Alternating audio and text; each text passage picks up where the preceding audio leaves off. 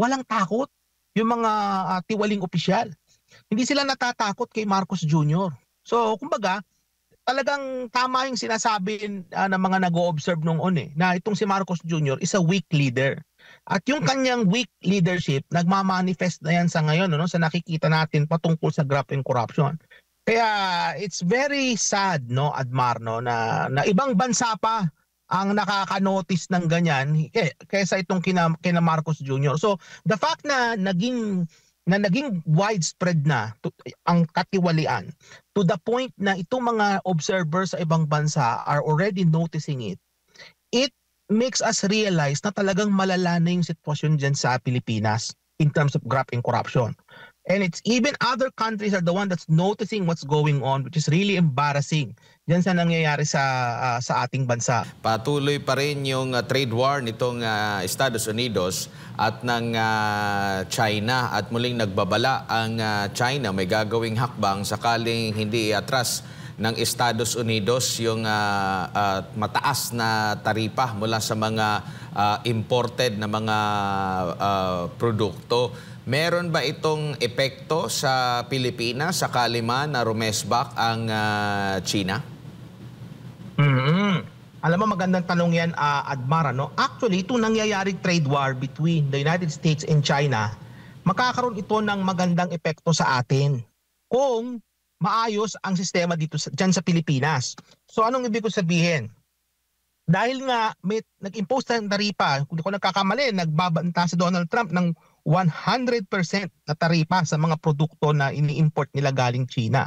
So kumbaga, imbis na sa China na lang sila mag-produce, bakit hindi sila lumipat sa Pilipinas? Dahil pag sa Pilipinas ka nag-produce, hindi 100% yung taripa na pwede nating i-export papuntang Estados Unidos.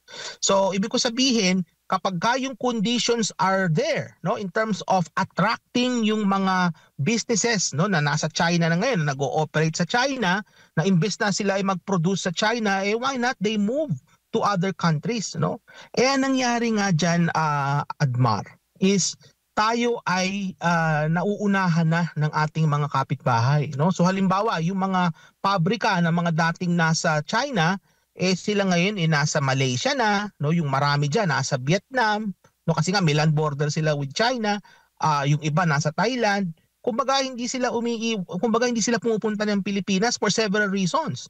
Unang-una, hindi stable ang kalakaran dyan ngayon sa Pilipinas. Maraming kilos protesta, issue ng graft and corruption, may political instability. Ikalawa is mataas pa rin yung cost of production, lalong-lalo na sa issue ng kuryente na hanggang ngayon napakataas pa rin. Kung maalala ninyo, sinasabi ni Marcos Jr. 3 years ago na pabababain niya ang presyo ng kuryente. Hanggang ngayon, mataas pa rin ang singil sa kuryente at ito'y nakaka-apekto sa pag-a-attract ng foreign direct investment sa ating bansa. So diyan mo makikita na hindi talaga siniseryoso ni Marcos Jr. yung kanyang trabaho. Kasi 3 taon na, mataas pa rin ang singil sa kuryente. And then ikatlo, makikita natin yung ating foreign policy na hindi akma doon sa ating economic development policy. So kumbaga, ini-alienate natin ng China, kinakalaban natin ng China, kumakampi tayo sa Estados Unidos, kung ikaw nga naman Chinese company, bakit ka pa pupunta ng Pilipinas para ilipat doon yung iyong produksyon? Kinakalaban mo ang China, kinakalaban ng Pilipinas ng China. Hindi siya mabait, sa mga Chinese. So ibig sabihin niyan, talagang iiwas sila sa Pilipinas. Kaya makikita natin na imbis sana itong trade war na ito, we could bring it to our advantage dahil sa maling papamalakad, at yung mababang klase, yung mahinang klase na governance na meron tayo, yan ang nangyayari sa ating bansa. Something na yung trade war na yan could have been positive for us, hindi natin na-realize yung potential niyan dahil nga sa issue ng graft and corruption at yung klase ng pamumuno na meron dyan sa Pilipinas, Admar. Opo.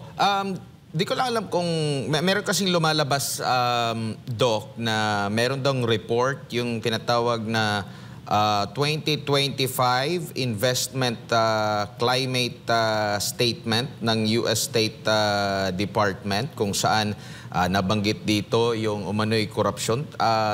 Nabasa niyo po ba itong pahayag na ito ng Estados Unidos, US State Department po, Doc? Oo, kasi mismo ang Estados Unidos na ang naaalarma sa issue ng graft and corruption sa ating bansa. Actually, alam mo, Jade, nauna pa nga dyan ang South Korea, di ba? Kasi nung nakaraang buwan, inihinto na ng South Korea yung official development assistance. So kumbaga, yan simula pa lang yan ang reaksyon ng mga iba't ibang mga bansa sa issue ng graft and corruption. Ano? Kumbaga, nakakahiya na yung nangyayari sa ating bansa. Kasi mga ibang bansa na mismo ang nakakapansin diyan sa mga katiwalian diyan sa Pilipinas, no? So and again, babalik na naman ako sa sinasabi ko kanina about the seriousness of this government in terms of addressing graft and corruption. The writing is on the wall. Nandiyan na, anong sinasabi ng mga ibang bansa, no? Nakikita natin na nagbibigay na sila ng mga warning, nag-express na sila ng concern about graft and corruption. Nasaan na si Marcos Jr. in all of this? What is he doing in terms of addressing the issue of graft and corruption? Anong ginawa niya? Nag-create sila ng website, no? Na yung isumbong mo sa Pangulo na hindi naman natin alam talaga kung binabasa ba talaga ni Marcos Jr. yung mga sinesend dyan ng mga reklamo. Nagtatag sila ng Independent Commission for Infrastructure na nagtatago sa building. Na wala, kumbaga, bukod sa nagtatago, ang ginagawa nila dyan is hindi nila sinasa publiko yung kanilang mga proceeding. Paano ka makakakuha ng tiwala sa tao? No? So kumbaga, hindi supisyente yung ginagawa ni Marcos Jr. ngayon in terms of addressing the graft and corruption sa ating bansa, yung katiwalian. Kaya no wonder ganyan na lang ang reaksyon ng mga ibang bansa sa atin. Nakakahiya, nakakadiri, Admar.